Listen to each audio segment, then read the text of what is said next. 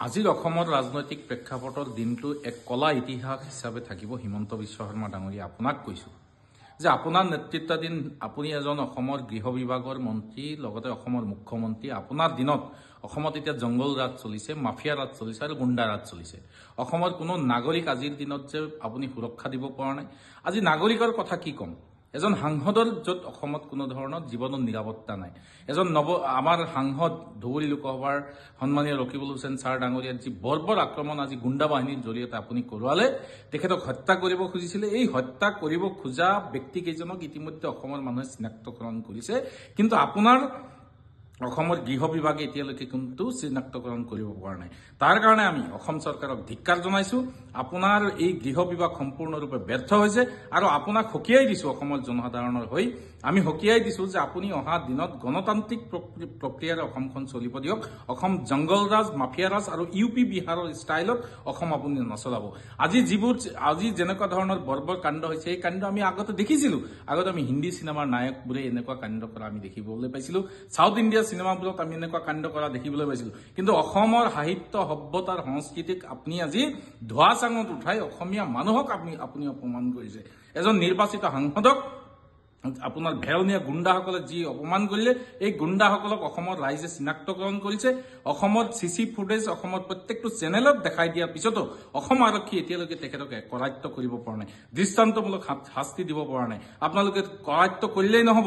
আপুনি আজি যি প্ৰতিক্ৰিয়া আপোনাৰ অসম বিধানসভাত দিছে আপুনি দেখিছো, অতিকে নিম্ন খাপৰ প্ৰতিক্ৰিয়া। এজন মুখ্যমন্ত্ৰী হিচাপে এনেকুৱা ধৰণৰ কথা আপুনি ক'ব নালাগে। আমি ধিক্কাৰ জনাইছো যে আপুনি এজন মুখ্যমন্ত্ৰী হিচাপে আপোনাৰ সেই গাদীত বহি থকাৰ অধিকাৰ আজিৰ দিনত আপোনাৰ নাই। আজি আপোনাৰ যদি ন্যূনতম যদি লাজ আছে, আপুনি সেই গাদীৰ পৰা আপুনি গাদীচ্যুত হ'ব লাগে, নিজে পদত্যাগ কৰক আৰু অসমৰ ৰাইজক আপুনি ন্যায় দিব লাগে। এইখিনিয়ে কৈছো। আজিৰ অসমৰ ৰাজনৈতিক প্ৰেক্ষাপটৰ দিনটো এক কলা ইতিহাস হিচাপে থাকিব। হিমন্ত বিশ্ব শৰ্মা ডাঙৰীয়া, আপোনাক কৈছো যে আপোনাৰ নেতৃত্বাধীন আপুনি এজন অসমৰ গৃহ বিভাগৰ মন্ত্ৰী, লগতে অসমৰ মুখ্যমন্ত্ৰী। আপোনাৰ দিনত অসমত এতিয়া জংগল ৰাজ চলিছে, মাফিয়া ৰাজ চলিছে আৰু গুণ্ডা ৰাজ চলিছে। অসমৰ কোনো নাগৰিক আজিৰ দিনত যে আপুনি সুৰক্ষা দিব পৰা নাই। আজি নাগৰিকৰ কথা কি ক'ম? এজন সাংসদৰ য'ত অসমত কোনো ধৰণৰ জীৱনৰ নিৰাপত্তা নাই। এজন আমাৰ সাংসদ ধুবুৰী লোকসভাৰ সন্মানীয় ৰকিবুল হুছেইন ছাৰ ডাঙৰীয়াৰ যি বৰ্বৰ আক্ৰমণ আজি গুণ্ডা বাহিনীৰ জৰিয়তে আপুনি কৰোৱালে, তেখেতক হত্যা কৰিব খুজিছিলে। এই হত্যা কৰিব খোজা ব্যক্তিকেইজনক ইতিমধ্যে অসমৰ মানুহে চিনাক্তকৰণ কৰিছে, কিন্তু আপোনাৰ অসমৰ গৃহ বিভাগে এতিয়ালৈকে কিন্তু চিনাক্তকৰণ কৰিব পৰা নাই। তাৰ কাৰণে আমি অসম চৰকাৰক ধিক্কাৰ জনাইছো। আপোনাৰ এই গৃহ বিভাগ সম্পূৰ্ণৰূপে ব্যৰ্থ হৈছে আৰু আপোনাক সকীয়াই দিছো অসমৰ জনসাধাৰণৰ হৈ। আমি সকীয়াই দিছো যে আপুনি অহা দিনত গণতান্ত্ৰিক প্ৰক্ৰিয়াৰে অসমখন চলিব দিয়ক।